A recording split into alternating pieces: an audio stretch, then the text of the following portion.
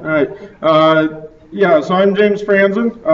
I'm an Organic Prairie beef and pork member through the Crop Co-op, which also owns the Organic Valley brand.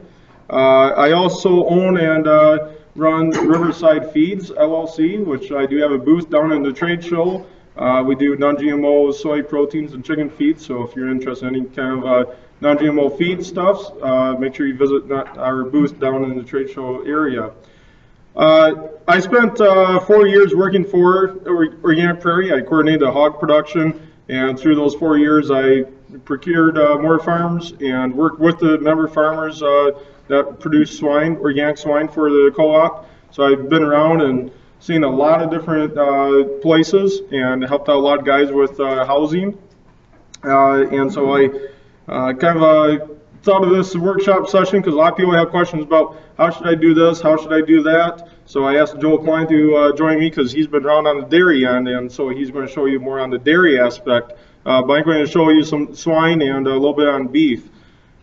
We can go in depth, and I'm sure Joe and I can talk for probably 2 solid days when we want to go in depth on every single little aspect. So this is going to be kind of a fast presentation. If you want me to slow down and explain more, please feel free to ask questions and ask about different parts of different housing and why you should do this versus that.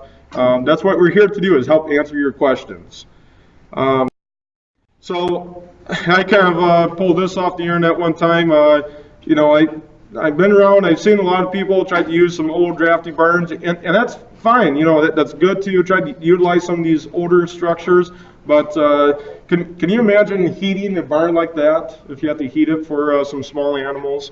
So we need to kind of think about what's best going to fit. What animal and what class of growing animal is going to best fit some of the utilities and facilities that we currently have available, and what should we spend our money on for maybe some new facilities or some different ideas. This is a slide that I pulled off the 2008 Pork Industry Handbook. This kind of shows a chart on investment and runoff control, different primary aspects of some different facilities for swine. So you can see we start out with dirt lots, the open style cargo floors that were built back in the 60s and 70s and 80s that you see across northern Iowa a lot, a hoop building or a confinement. Of course, the confinement is very easy to control, but it's a very high investment. And I'm sure a lot of you know that confinement barns probably cost a couple $100,000 just to build. But a hoop building, I think a hoop building fits a lot of different livestock species. And Joel's going to show some hoop building slides on dairy. I have a bunch of hoop building slides on swine. They also work good for beef. And the nice thing about building the hoop building would be if you ever not have livestock, you can turn around and store hay or straw or machinery in there within probably maybe a couple of hours of just taking some gates out or anything like that. So hoop buildings are a lot more flexible for long-term investment, and they're low cost to build too. So that's kind of a good line right there. But we also can look at pasture too. So this right here is kind of a picture of a hog confinement. I'm sure a lot of you probably have seen some hog confinements in a lot of news articles, but if you're not really interested in that, we have lots of different aspects or different directions we can help you go into. What I've always called a hog confinement is a greenhouse for livestock, because you can control the climate, you control the moisture, you control the feed, you control the temperature, and you control the pigs. I mean, it's a controlled building. You can control everything in there. And there's a lot of efficiencies off that you can gain. Don't get me wrong about that, but the problem is we probably won't be able to direct market out of a hog confinement. We don't have that special niche of deep bedding or organic. We have space issues in here, slotted floors. We have some problems that animals don't really prefer to be crowded in tight hog confinements like this. And we also have odor issues coming out of this. So we can get away from that liquid manure and look at composted bedding packs. And so this is a hoop building out in northwest Iowa, this is finishing out some market hogs. These pigs here, I'll show you a little bit later, were actually born in this same building, and they're fed out all the way to full size in the same building. They rotate the farrowing pens from building to building, and I'll touch up on that a little bit later. But this is just a standard hoop building coverall. I've built probably 7 or 8 different hoop buildings for various people in the past. I recommend Coverall. Now, Coverall is not in business anymore. I think it's called Quick Structures. Farm Tech, they have some different buildings, but not to be biased about them at all, but I have built Farm Tech, and it takes several more days to assemble those hoop buildings. They're a little bit more complicated design, but just briefing up here, I mean, there's good airflow in hoop buildings. Joel's going to touch a lot about airflow, but just some common questions I've seen on the PFI listserv. Should I build concrete pony walls, which are the side walls of the hoop building under the tarp, or should they be wood? For livestock, you know, they're going to chew and they're going to dig. It'd be best to have at least the bottom half of that wall to be concrete, and you can put the top half wood. How tall is a pony wall? The taller you build those walls, the taller hoop building is. You can get a lot of cold air in the wintertime. You got to keep that in mind. But in the summertime, that might feel pretty good. So there's some different aspects there. We have 4 hoop buildings for hogs. We have 1 hoop building for hay. That hay hoop building has a little bit taller sidewalls. The livestock hoop buildings, I'd say those sidewalls are probably about 5 foot tall. And they're half concrete and then half wood on the top. Some guys might spend a little bit more money, do all concrete, and hey, you know what? Livestock can't break through concrete, so that works out just fine. As far as flooring here goes, you can see the water in the center, feeders off to the side. I would not put a water on the center pad for the feeding and watering pad, because, like I said, if you end up not having livestock there, parking machinery in there, well, now you got water right in your way for driving in and out with equipment. So I put them off to the sides. I put one water on both sides, so if one breaks down, you got another one there, and the hogs are going to have water. Do we do a cement floor all the way through? We poured one of our hoop buildings out. We built, our first 3 hoop buildings were built in 97 or 98, and we just had a 16-foot pad of concrete on the south end for the waters and the feeders. Beyond that was limestone floor and a drop off that pad of cement. And so the bedding pack is usually about 2 to 3 feet at least. But do we do cement floor underneath that bedding pack? I've seen some guys have, so that way they can clean out with a skid loader without getting stuck, because there could be a lot of mud and water issues. We poured out one of our hoop buildings all cement floor, but we don't have livestock in it right now. It's a machine shed too. So, you know, pouring the whole entire hoop building out with cement floor, that's a costly investment, but pigs do, and they can dig up, and I've seen them try to dig underneath those walls. So I would say it's probably a wise investment if you do. This is on our farm, Cargill style floor built back in the 70s. These were good. You got excellent outdoor access, obviously. You have a little bit of housing. Problem is, what happens when it rains? We have, I would say, probably almost half an acre of concrete, open lots between cattle floors and the hog floors, which are connected with an alleyway, dividing the two. And when it rains, you got water. So we have some water erosion issues. Now, we got a pit. I'm not saying that runs off in the fields, but now we got liquid manure we got to deal with, and that could be a challenge. And then when it rains in the fall and freezes, now we got ice. And moving livestock on ice, you don't want to do that, especially when finished beef is worth about $2,300. You don't want one of them falling down and breaking a leg. This is a farm down in Kansas. Now this here I don't really recommend. Do you think those pigs are very happy right now? They're out in a dirt lot. That was a pasture when they started, but the problem is we farrow our sows out on pasture. Sows can manage forage a lot far better than growing hogs. They have a lot bigger stomach. They take more forage and consume a lot more forage versus growing hogs. These hogs here, they rooted down all the forage, and this was taken many years ago. I'd say probably about August or September, and he turned those hogs out on pasture in June. It was a green, lush pasture, and this is what happens when hogs are turned out on pasture. The problem when we get into more space for livestock, for growing livestock, there's a difference between growing and mature livestock. Sows, you can give them all the space you want to give them, but growing livestock, they need to gain off their feed. And if they have a lot of space like this to run around, they're going to burn that gain off, just like exercising. So that's why in hog confinements, they crowd those hogs so tight, so that way they don't move around so much, so that way they can put all their feed energy into gain and not burning off those calories. So this farm, I have the data showing that this guy, it took him an extra month to finish hogs out versus in a hoop building. But pasture production is good. Like I mentioned, for maturing stock, we can turn our sows out in pasture. Growing animals is a little bit different because we want to focus on the gain. And I have seen people who have pasture raised growing hogs. If they manage it correctly, there's some ways around some of the dirt lot issues.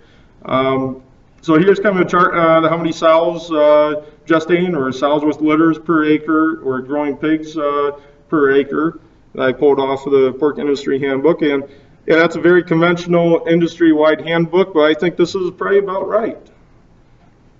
That's the population density we do.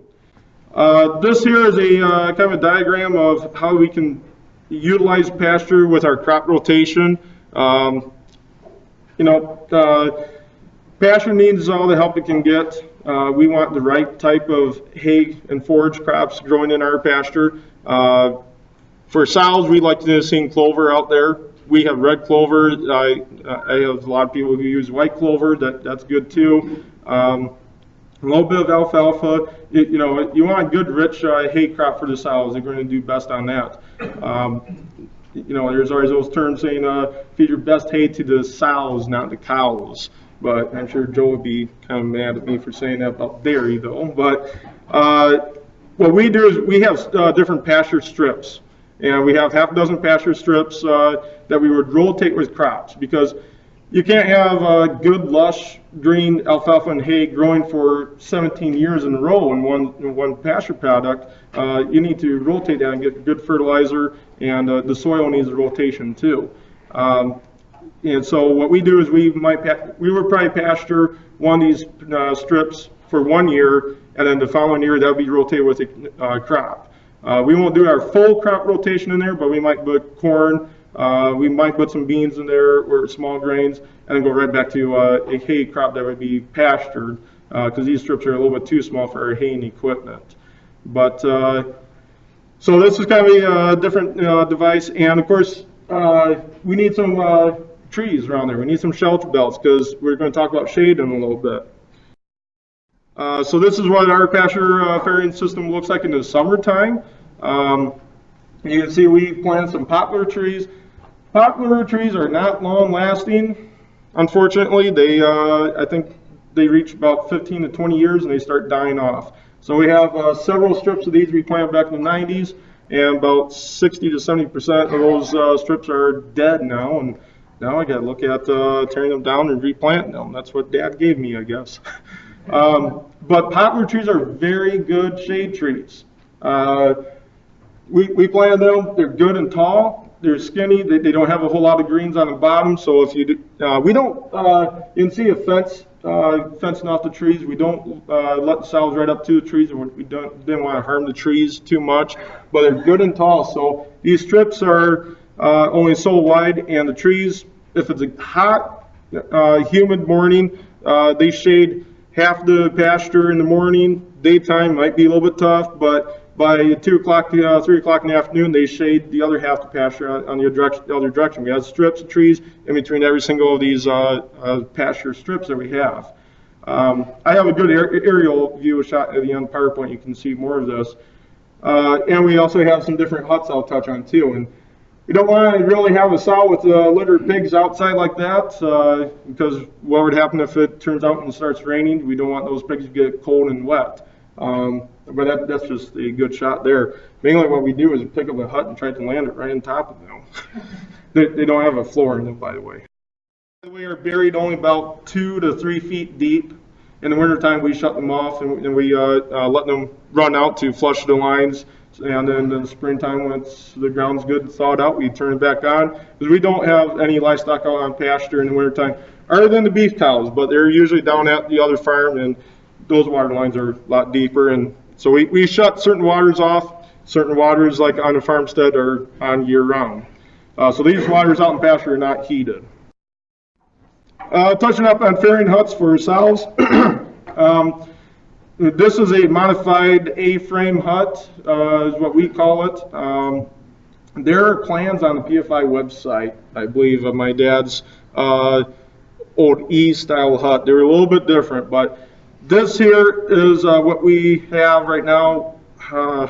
I grew up building these in the wintertime on Christmas breaks in the shop, but we built we probably built about 30 or 40 of these huts. We don't have that many left anymore. They don't last forever, but these are a good pasturing hut. Like we mentioned before, there's no floor in them. You see this little pig guard on the front end that slides up. So when the sow has her pigs, we put these little pig guards in to keep the pigs in the hut until probably 10 to 14 days of age, and they start jumping through. Then we can take them out, and then they can go out in their kingdom of pasture and run around like little giants. But you can see the back door. This is very important here. The back door flips down or flips up to protect them from rain, but that back door, you know what, it can get hot here in Iowa in the summertime. And that back door allows a lot of airflow to come in, cross through the hut.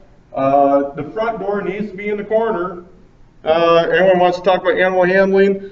I don't have time to touch up on that, but go to Temple Grandin. You don't want to put a entryway in the center because that sow or that cow is going to look around and say, hey, there's corners here, we don't know where to go. So it's important to have that on the corner. We have low crushing rate with these huts. You can see how the back slants down. So in this back corner here, a lot of the pigs can hide from the sow when she comes in and starts tearing up the mess and laying down. So there's some good hiding spots for the pigs there. I'm not going to say it's perfect, but it works very well for us. And we can bring our tractor bucket with pallet forks and go in back here and lift up the hut and move them around. Here's another example. This one here is out in Michigan. Instead of doing pasture strips with 10 to 12 sows per acre, he did individual little square plots for each sow and litter. Problem here is, yeah, we got good green lush pastures, but after a while they turn into dirt lots again. We're not rotating or having the right population. So it's about management. This here, he had a lot of good luck. He had very high weaning rates with the sows. He had good looking sows. He was able to individually feed the sows, which is important, and to keep the body condition score right on the sows. And so he had good looking sows in the system. This was a mirror. All right, this guy ran 120 sows, 110, 120 sows. So this kind of a system was mirrored over here with about 8 to 10 foot spacing. So you can drive down with the tractor, but then he also has an alleyway so he can open up these gates, run sows and pigs down the alleyway.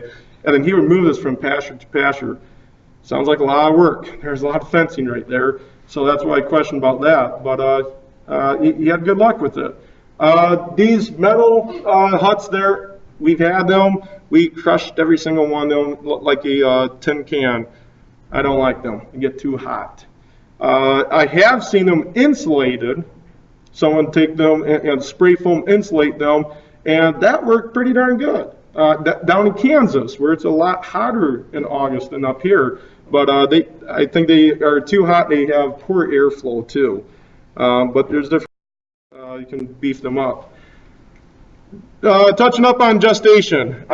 We built this hoop building back in 2004, 2005. This is another coverall hoop building, 30 foot by 60 foot. Just briefing up on hoop buildings. See, concrete wall, wood wall on top of that. Did that on both sides. But we needed a structure to properly gestate our sows and keep the body condition score up. So we want to individually feed the sows. There's a lot of science behind that. The conventional industry isn't dumb after all, but we also need to give that sow more roaming room and nesting room and socializing room is what we call it. So if you can follow along here, we have individual feeding stalls that came out of an old gestation hog confinement.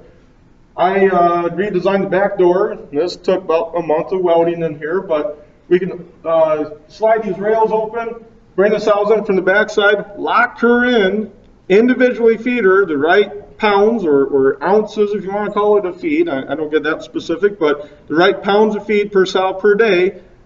Hour and a half later, we come back and kick them back out, and boom, they're in a deep bedded environment here. They have water out here, and this hoop building is, it has pasture around the hoop building, permanent pasture, because we don't move the hoop building, obviously. So we can, in the summertime, we open up the gates on the north end, and sows can go out and pasture. But here we can maintain that body condition score. I forgot to put a slide in on showing body condition scores, but you can go on Iowa State, any kind of website, and look up body condition scores about sows. And Joe will probably brief up on that on cattle too. Body condition is very important during gestation.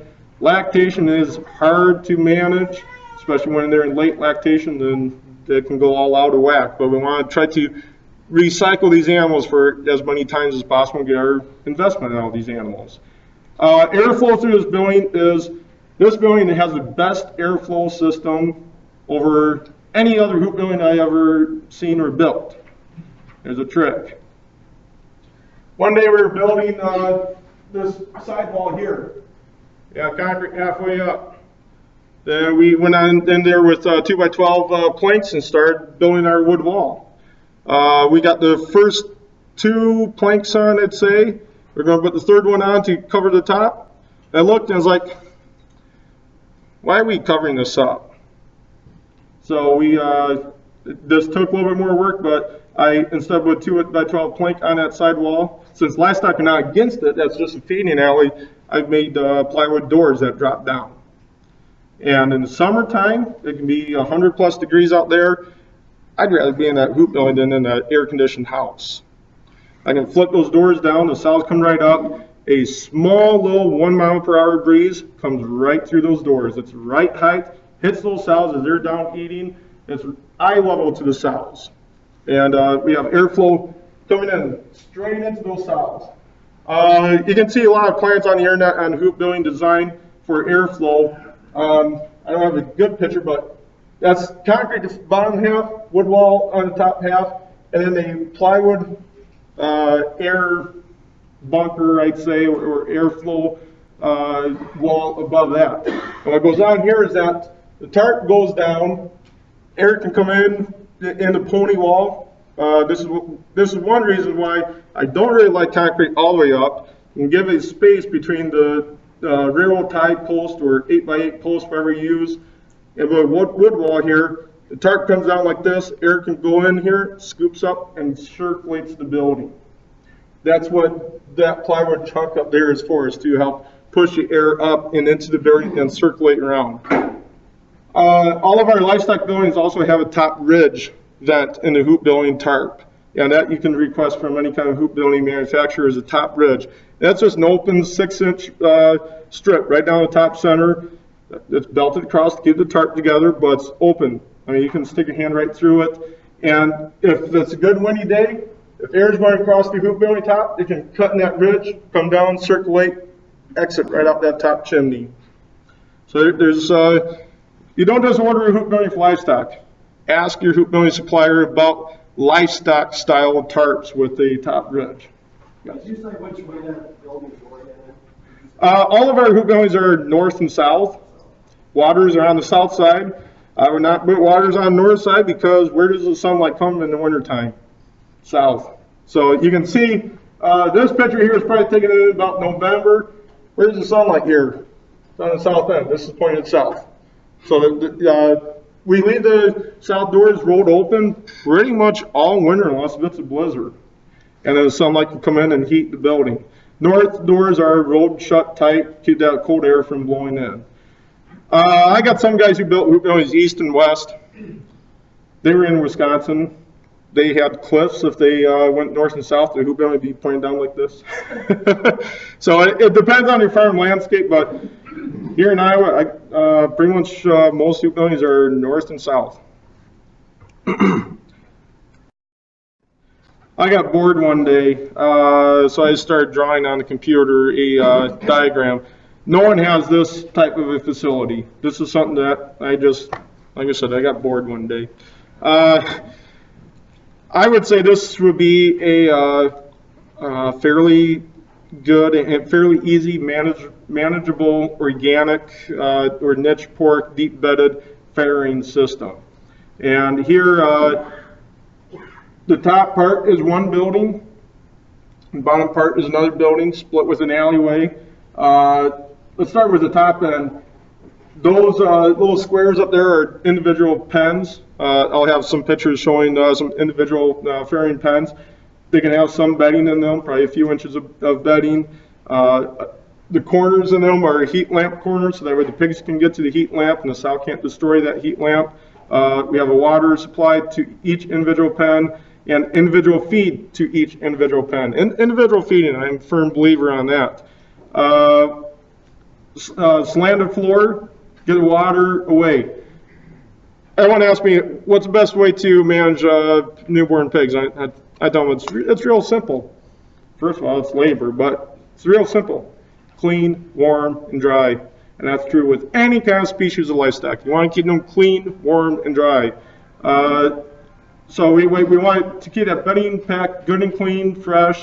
I have a farrowing house set up similar to this top building, and it's work. I got to pitch all that bedding in by hand, pitch it all out by hand. So I designed this one here. You want a skid loader door. You want to go in there with a little bit more power. If you have a number of sows, 2 or 3 sows, well, I think we can get by with a wheelbarrow and a pitchfork. But when we have probably 10 to 12 sows in the building or more, skid loader might be a little bit handy, especially when we have to consider that how much our time is worth. So I have skid loader access behind this, and you can also use that access back there for a socializing room in pre-farrow. Before they have pigs, you can socialize them and feed them all together out there, or individually feed them and give them that socializing room. And liquid manure gutter there. Like I said, slant the floors, get that water running the right direction. Water does not move uphill. So get that water away from the young stock, whatever stock it is, if it's pigs or calves or whatever. And yeah, there's a pit here. I have a building similar to this top part, and there's a pit. I don't pump it out very often, but it is important to get that moisture away. Now this design here, I connected with an alleyway here, loading ramp, feed bin. You don't want to be carrying feed across snow banks in the middle of the yard. So we want feed bin close by. When they're probably 2 to 3 weeks of age, we can start group lactating. Bring them down here to the group lactation building. That's what the bottom building is for. And do a group lactation.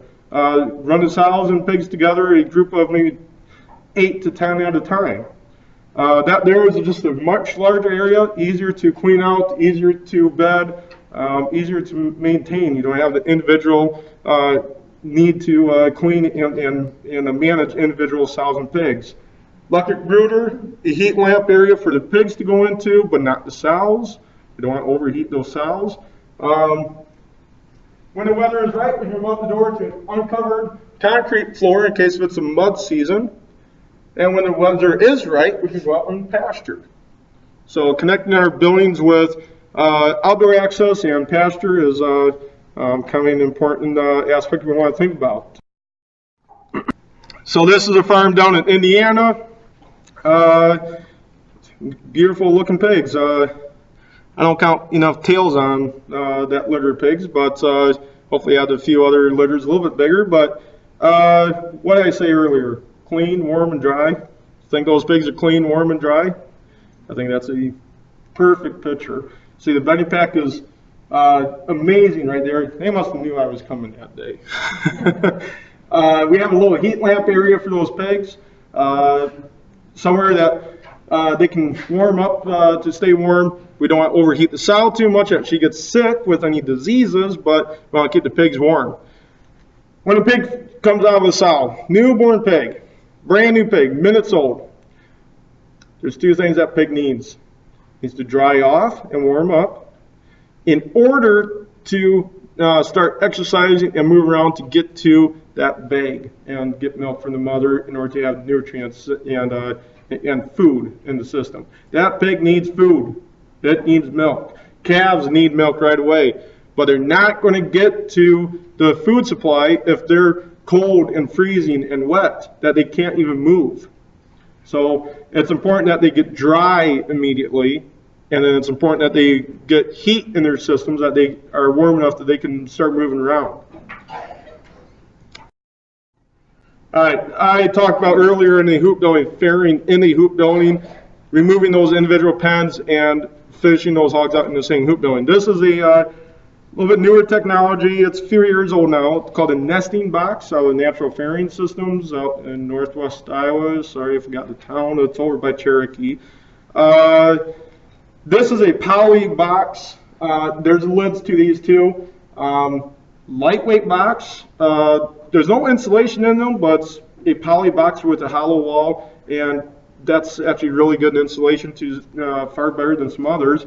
And poly is not wood. It does not hold moisture, which could hold diseases. So these are easy to wash, fast drying, and they're going to be able to be reused with a low disease carrying problems. Here in this system, these do have electric heat lamps in the back too that you can plug in. You're talking about wiring a hoop building up with electricity. But in this system here, they start out with a empty hoop building. You can see they put down some limestone here. They put in these rows of boxes. It's mirrored on the other side, so the hoop building probably has about 20 to 30 boxes in it, depending on the size hoop house. They bring down the sows, individually bed in the hoop building, or in the nesting boxes, excuse me. Farrow the sows in there. When it's time to wean the sows at 5-6 weeks or whenever you do wean, they pull the sows out and they pull the boxes out, but they leave the pigs in the building. And then they do a full deep bedded hoop building, just like my other pictures of a deep bedded hoop house.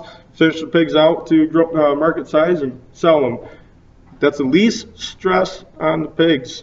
You're not moving 6-week-old pigs around. Think about winter time when you're weaning pigs. Whenever we wean sows and pigs in my farrowing system in the winter time, sometimes it might take an extra week or two because we're looking for a good warm day, good sunshine, so that way we don't have to run those pigs and sows out in the middle of a blizzard. Sows can handle it a lot better than pigs, obviously. They're a 500-pound sow versus a 25-pound pig. So you can Google nesting box and come across the website, find more information about that. They're not cheap, but they do save pigs. And these have different rail systems in them to anti-crush rails. We do have probably about 8 of these boxes or so, and we swear by them. They're really good box. We have saved a lot of. There's a guy down in Indiana. This is a funny story.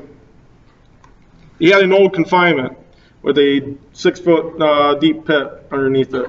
The confinement barn itself fell down, but concrete lasts forever, and the concrete was in good shape. So he's like, what can we do with this pit? We're going to tear down the building. So they tore down the building, all the wood and tin and materials off the building. They left the pit. They stood back and thought about it for a while. This works in sandy soils, not in clay soils because of drainage. Think about that. But this is the old pit. They put a roof over that pit. Then they took a bulldozer and dug a trench going down on one side of it, cut the doorway in.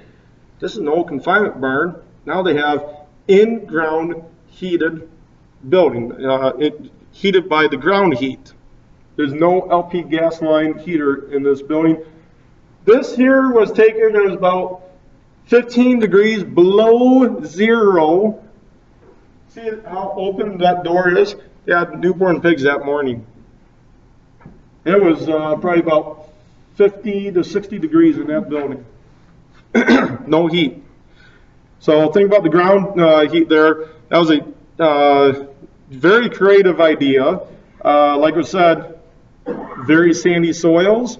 They don't have any water issues there, but if you're in clay soils, that could be much different if you're going to be farrowing in a basement environment like that. But great. Is the only ventilation that door?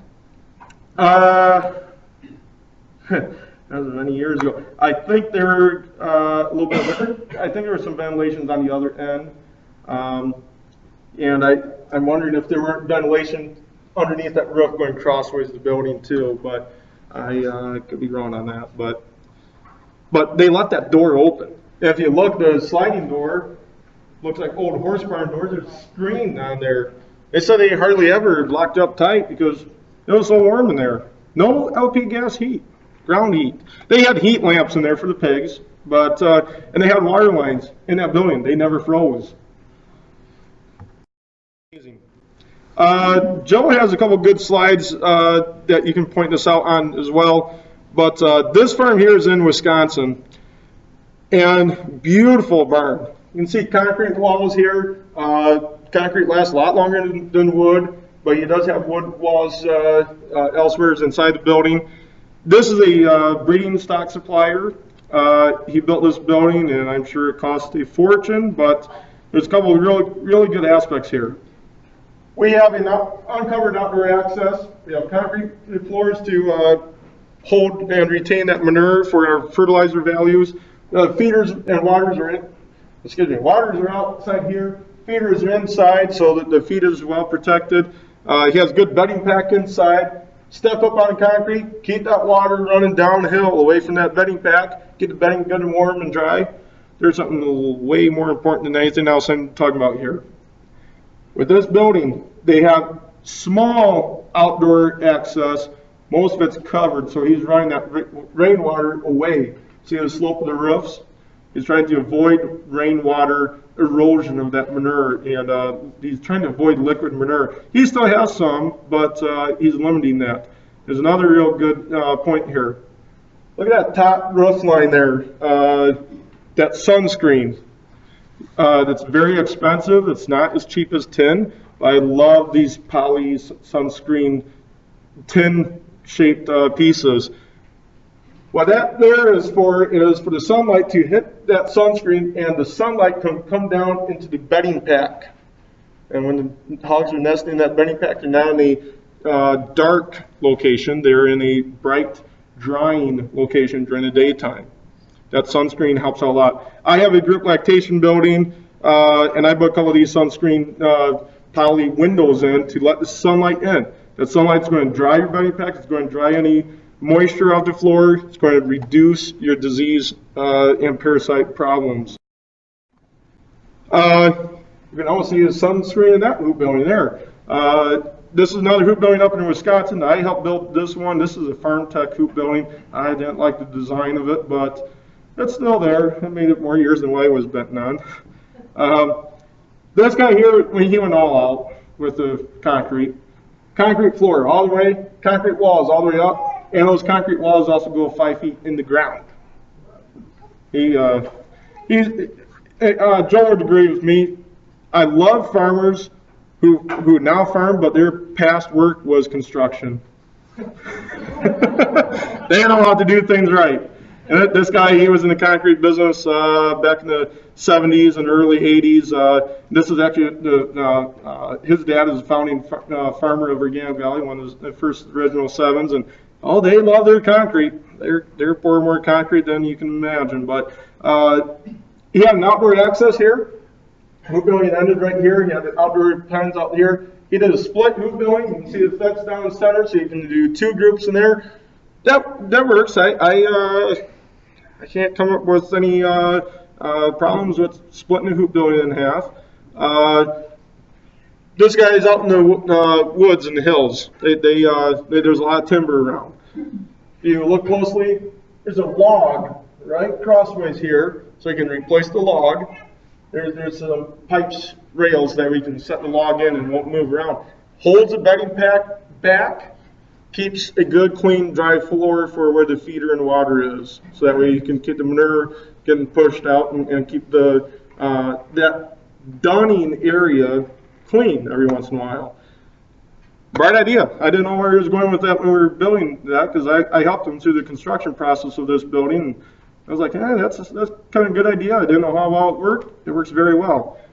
The back wall there, he covered up most of the wall, but you can see some good roll-type doors there. You can get a skid loader through there and lots of airflow going crossways.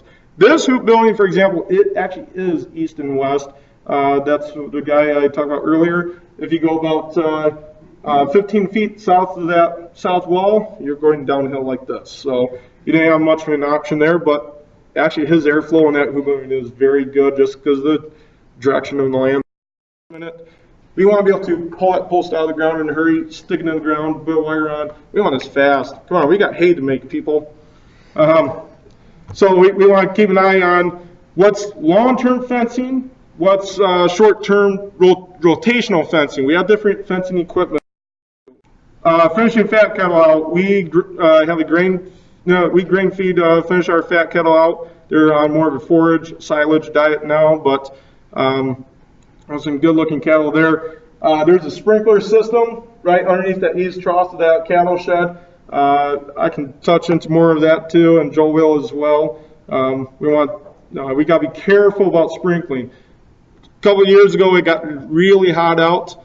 We want to watch those cattle before it gets hot out and turn that sprinkler system on before it gets too hot.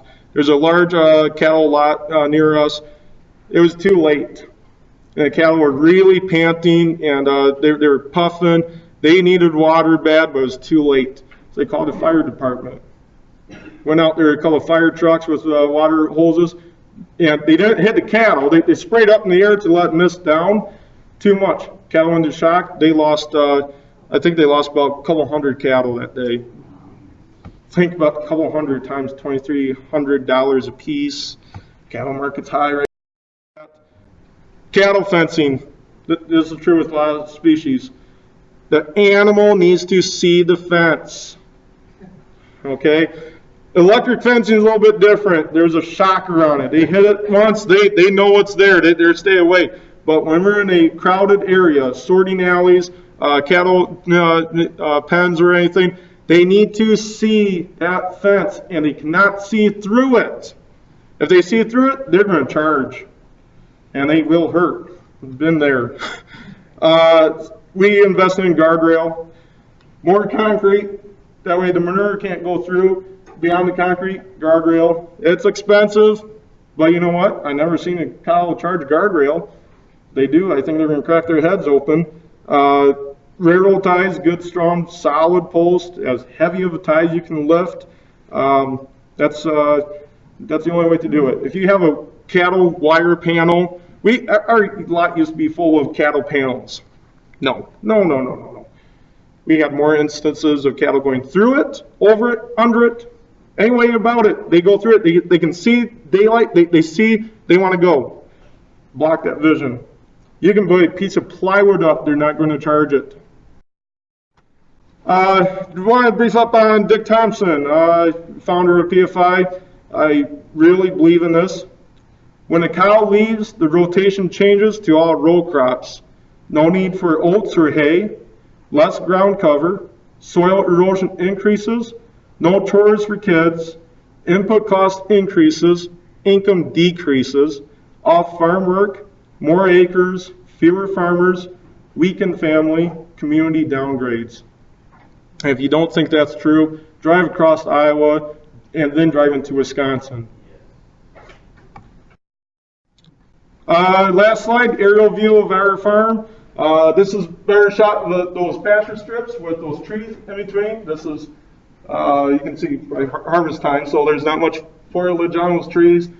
Cattle pasture paddocks with strip grazing. We have some root buildings. We poured concrete for an alleyway up there, sorting facilities. I didn't even have time to touch up on that, but old style cargo floors, cattle lots. You can see the guardrail. We got various facilities. If you're ever want more discussion on it or questions, feel free to contact me. Like I said, I'll be down at my booth for a balance of the day, and we'll be here for a while afterwards too. So that's what I have, and hopefully you learned something. Like I said, we can go in depth, a lot of different details. So, but say you got to think of the livestock that we're trying to house. And think about your time and management in it, but think on the livestock's mindset. So, thank you.